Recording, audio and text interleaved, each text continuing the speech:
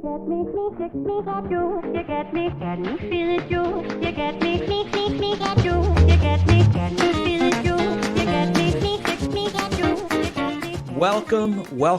We are talking politics and religion without killing each other. I am your host, Corey Nathan, and it is an honor to be a part of the Democracy Group, a network of podcasts that examines what's broken in our democracy and how we can work together to fix it.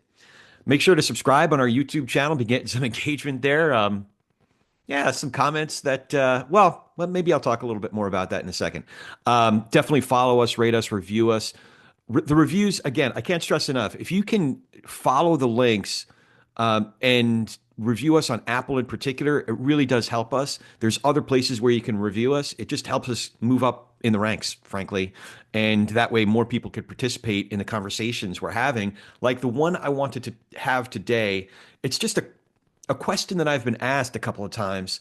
And I wanted to explore whether I am hopeful and whether maybe give you an opportunity to consider if you're hopeful, and if so, what are you hopeful for?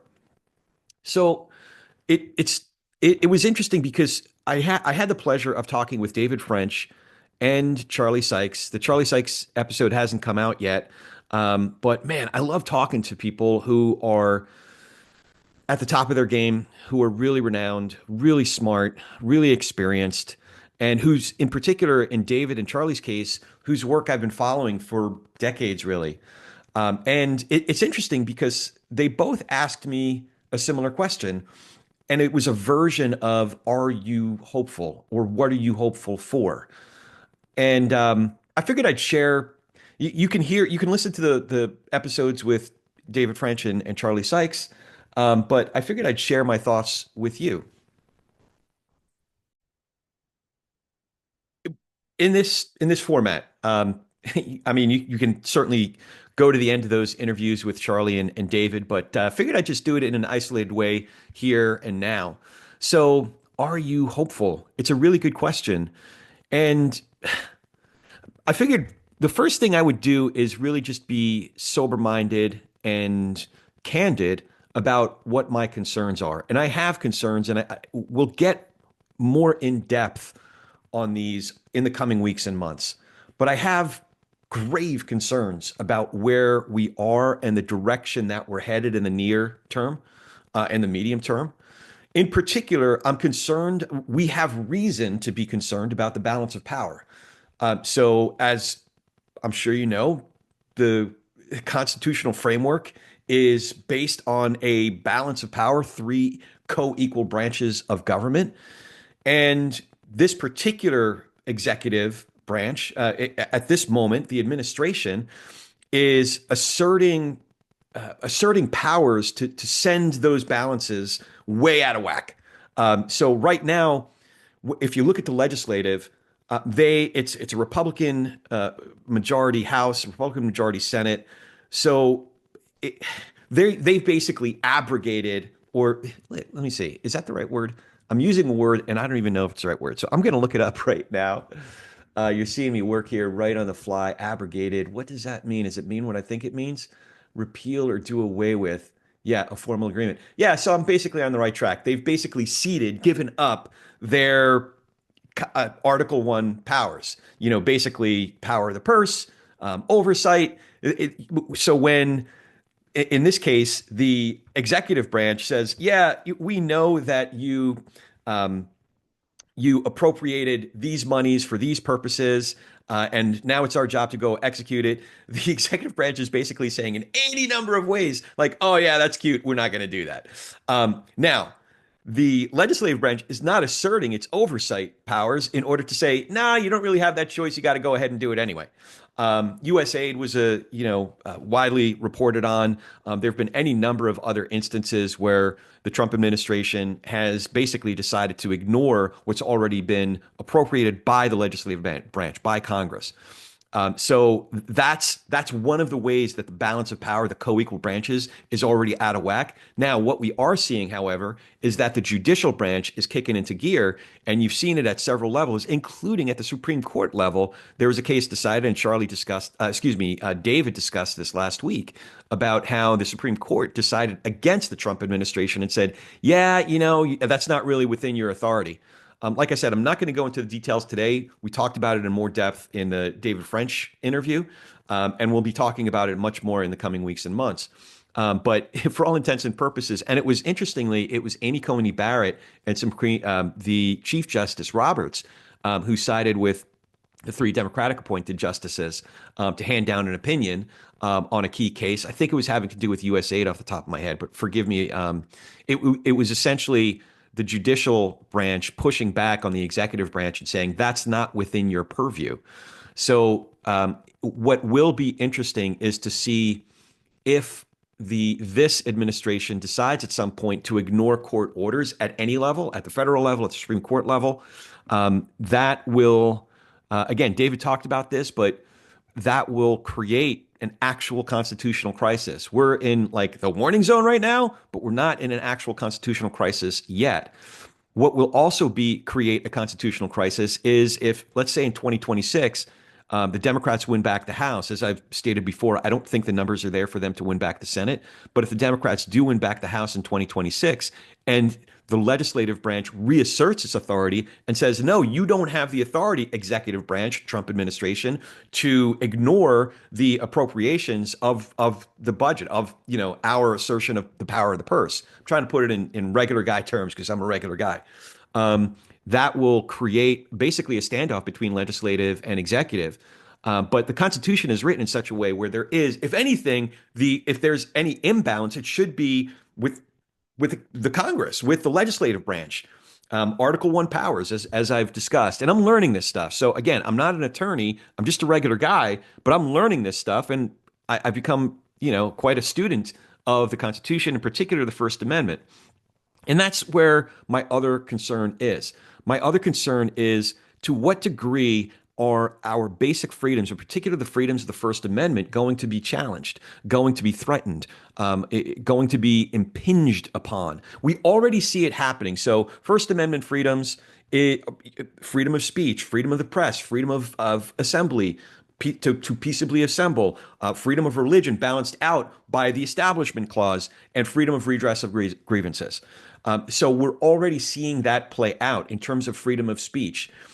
In terms of freedom of the press, from what I understand, the lawsuit, the Trump campaign's lawsuit against the Des Moines Register for publishing a poll that he didn't like is still going forward. Freedom of speech, freedom of assembly. We see that playing out. There's an interesting case where ICE basically detained a fellow who led protests at Columbia University. Now, they thought that he was on a student visa. It turns out that he is a legal permanent resident. So there are some really interesting.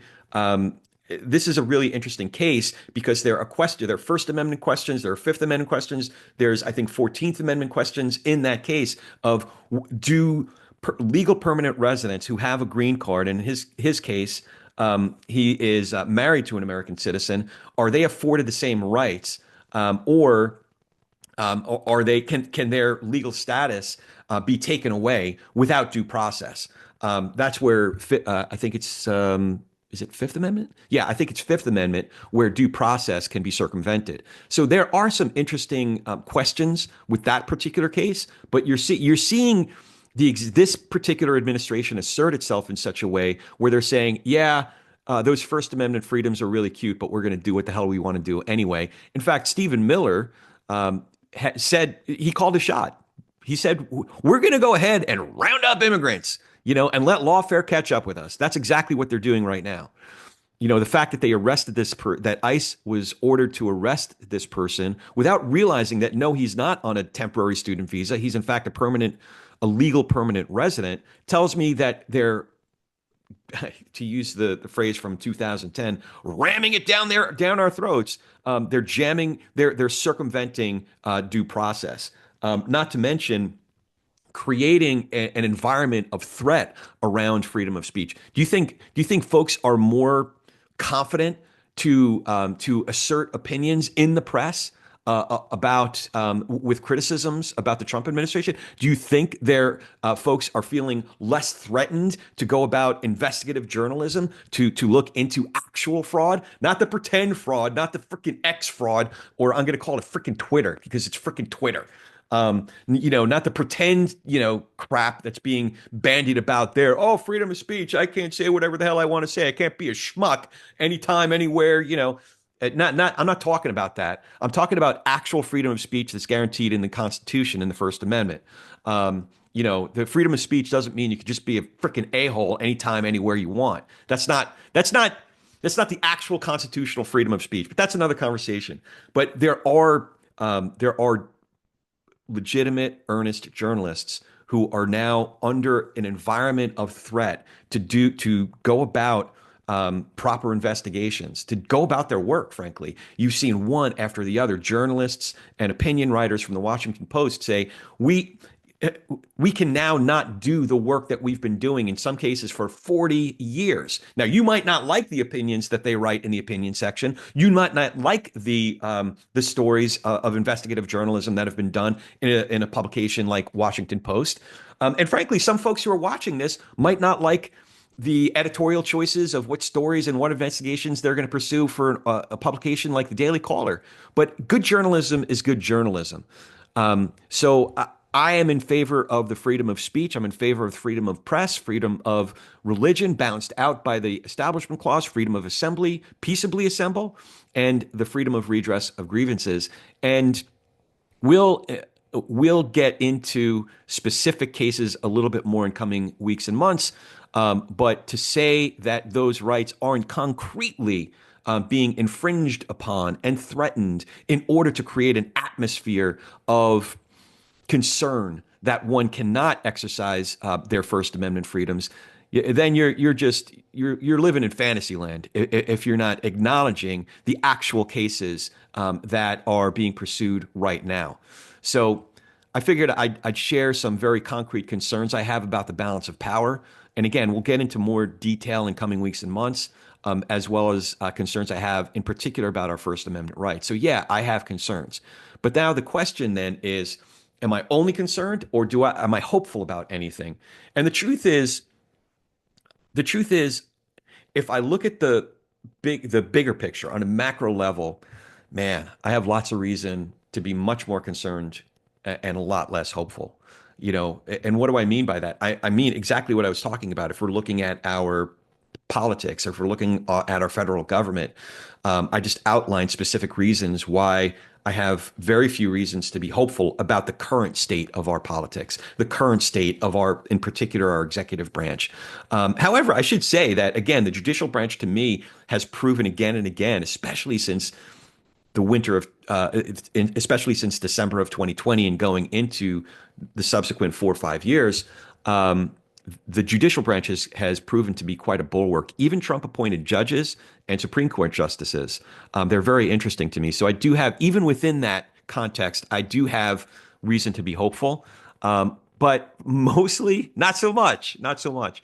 So that I'm just being honest and candid there. Another reason that I have more reasons to be, I hate to say I'm cynical, but people show their ass, man. People, when I say the macro, I mean, it's folks, for example, like there have been folks that YouTube is interesting now that we've been posting video on YouTube. It's interesting because I can't adjust the settings so that only folks that I'm friends with can comment. I like to have somewhat, I like to have conversations and moderate conversations among people who have some familiarity with each other, if not actual relationships with each other. But I can't set those settings on YouTube. So there's strangers, anonymous strangers, who are able to drop in and leave comments. Now, sometimes there's somebody who leaves a comment, even comments that express a disagreement with something I'm saying. And I welcome that. If it's someone that has something substantive to say, I'll engage with it. And frankly, I've been corrected Just the other day, I was corrected on a term that was used in one of the titles of a recent video that we posted, in particular, first principles. Now, I was referring to that, not the academic or philosophical term that's used, but more generally. But I take the correction, frankly. But then there were a couple other comments about whether it was about first principles or just about the content itself. That was just like it wasn't useful. It was just somebody being, you know, being a schmuck, being a dick, being an asshole. Okay, I got my explicit rating, so let me just own it. And that's I don't know. That's somebody basically, it's rhetorical masturbation is what it is. They're indulging their baser desires to throw a little mini temper tantrum, show their ass, look, I can make fun of this guy. Whatever, man. Like, frankly, I delete those comments. If I see them, usually I just ignore them. But if I see them, I ignore them. I delete them.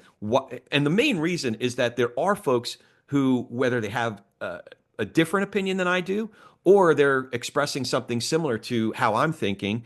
Either way, I do not want the threads that I curate to be dominated by assholes. I don't want them to be dominated by people who are just not contributing anything productive. So I either ignore it or I delete them because they don't deserve, frankly, it doesn't deserve to be engaged. But I do encourage folks who have a different opinion than I do, leave a comment, but leave a substantive comment. I want to think through things differently. I want to think through other people's points of view. Even if it's hard for me to process or fathom, I really do try to consider what folks are thinking, what folks are saying, even when it's really far away from where I've been kind of settling on different issues or different how I think of different leaders. So I do encourage that. But yeah, I brought this part up just to say there are a plethora of people who are just being assholes. There are, we have no shortage of people who revert back to the fourth grade playground and don't really engage in meaningful conversation, but hide behind anonymity. Yeah, that's really brave of you. You're some freaking anonymous commenter. It's really kind of pitiful, actually. Like, what is this person doing? Like, staying up in their bed late at night. Oh, I'm going to show him. It's kind of pitiful, actually. Cute in a way, but like sort of pitiful that this is a grown ass person, like just being, I don't know, indulging in sort of grammar school level meanness. But even like a fourth grader, like when my kids were in third and fourth grade, I was teaching them better to like just be, I don't know, more human, basic decency. In some ways, I guess I feel bad for those folks who hide behind anonymity and leave these stupid ass comments. But if I'm being completely transparent, I will say it gives me a reason not to be hopeful for the future of the human race when I see a preponderance of comments like those. The other reason, though, is I really do want to protect our forums for people who are looking out for places to have meaningful conversations on important issues. So I do try to make an effort to keep the extremists and the screamers, to weed out those guys.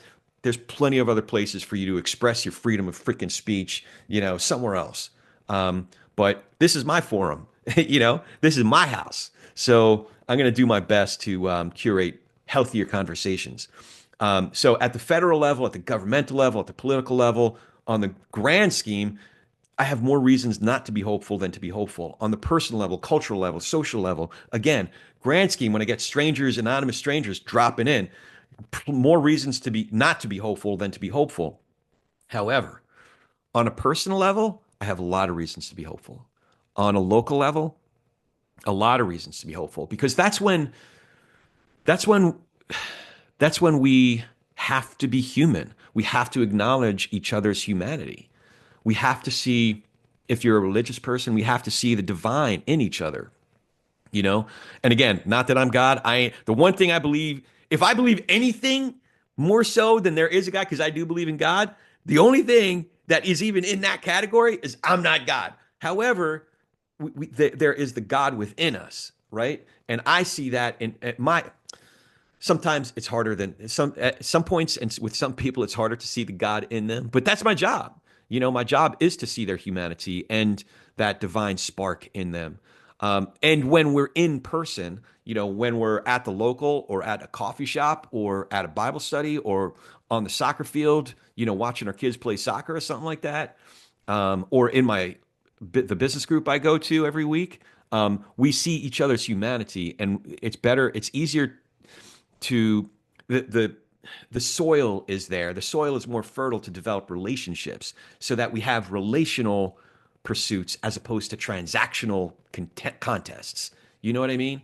So on the personal level, when I see that, even with the dude that I described to, I forget if it was Charlie or David, but I described the dude that I see several times a week, and he's either wearing his 45, 47 hat or his clean up on aisle 46 hat, and it's just like, but I like the dude. I like we are so far apart, and some of his conclusions are so wacky to me, but I actually have an affinity for the dude. And we have these great conversations, and he helps me get better at having conversations with folks because one of the things that makes it doable for me with that particular guy is he's not mean spirited about it. Like he's not looking to fight. I mean, in his own way, he has an objective and he has an agenda, but it's not done in this mean spirited way where his victory necessitates my defeat.